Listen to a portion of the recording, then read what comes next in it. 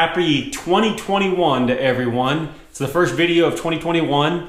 This video is going to be focused on a particular lure. This is a lure that not a lot of pros talk about. It's kind of a secret, mostly because we don't have a lot of tournaments in the wintertime. So this is a lure that's kind of flown under the radar. It's kind of a secret bait of the pros when it comes to fishing in the wintertime. So that's what I want to share with you guys. I want to let the cat out of the bag. Over the last few years, when the Bassmaster Classic was held in that February time frame, we had some really cold temperatures, and a lot of these baits were unveiled in those events. And these baits work particularly well when you have the coldest water temperatures of the year, when bass typically aren't really susceptible to a lot of different things. But this particular bait really shines in the cold water. Seems like when your jerk baits and your lipless crankbait bite can get a little tough, that's when this bite really comes into play. It's such a subtle bait that it will still trigger strikes from bass that are super lethargic. Without further ado, here's the bait, the flat-sided crankbait. There's several different types. This is actually an older one out of production. This is called a Strike King Flat Shad.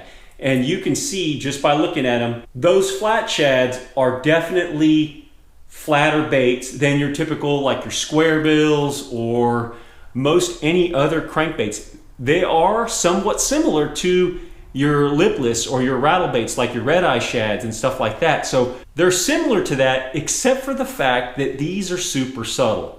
These almost suspend when you stop them. They have a really tight vibration. They just kind of come through the water nice and slow, super natural. And if you try to work them too fast, they'll kind of blow out and turn left or right. And you don't want that. You just kind of want that nice, subtle, tight vibration that you can get with a flat-sided crankbait. There's a couple different types that you can get. You also have these shad pattern ones. These have a little bit different bill shape to them. These dive a little bit deeper, but not much. But they also have a little different action than this flat shad or this balsa. These are made out of balsa and these are made out of plastic. These have rattles, these do not.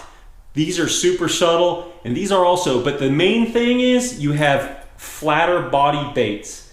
And when it comes to really cold water temperatures, some of the coldest temps you'll see in the year for the region of the country that you're fishing in, these baits really come into play. It's something that for a lot of years, not a lot of pros have talked about these, but in recent years, there's been more chatter about it, and this is a seasonal pattern that really is productive at catching fish when just about nothing else will. When your rattle baits and your jerk baits, that bite seems to taper off. That's when you go to these guys. I'm fishing these guys on, say, 8, 10, maybe 12-pound test at the most.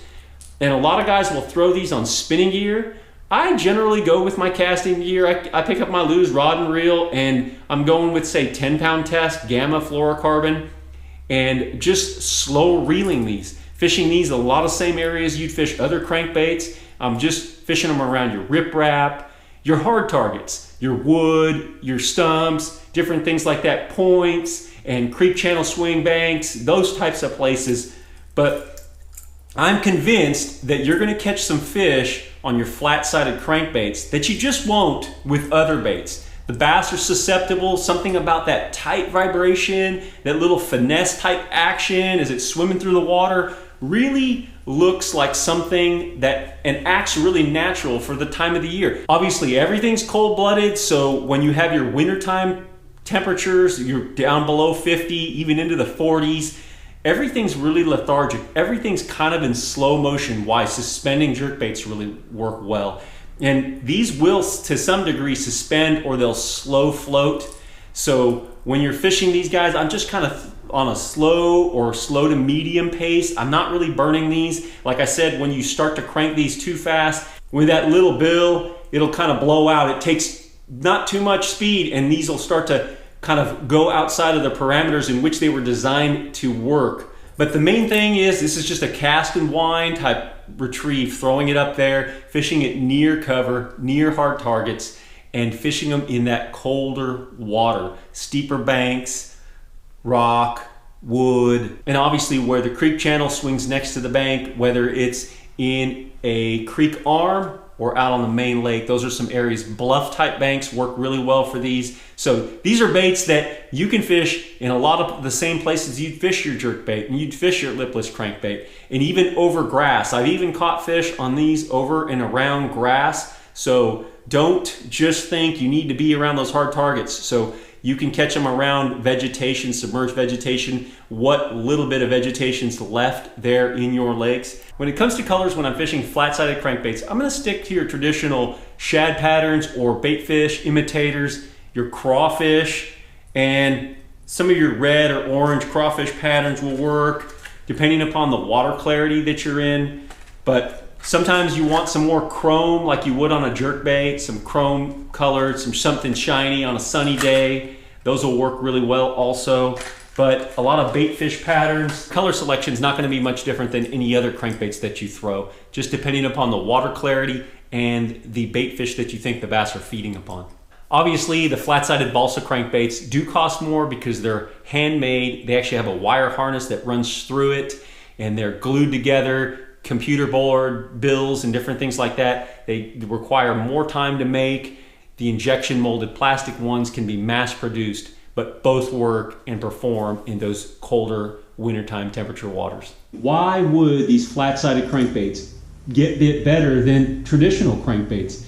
And I really feel it has to do with the fact that it puts out some sort of a pressure wave. If you look at lipless crankbaits and even blade baits is an old, like a metal blade bait that goes through the water. Basically, you never hear anyone talk about it except for in the wintertime. Something about that flat side of the blade bait, the rattle bait, and these flat-sided crankbaits really put out the right type of pressure wave that makes sense to the fish. It appeals to the fish, gets the fish to bite them, when a lot of times nothing else will. So I think it's definitely the pressure waves that it emits, the action and the visual appeal, the finesse of it, really coming through their water column and becoming a susceptible prey item in their face really gets more bites in a lot of situations when other crankbaits won't. But that's really the secret bait of the pros. I really feel like a lot of guys don't talk about this, predominantly again because we don't have a lot of tournaments in the winter, but this is a bait that gets bit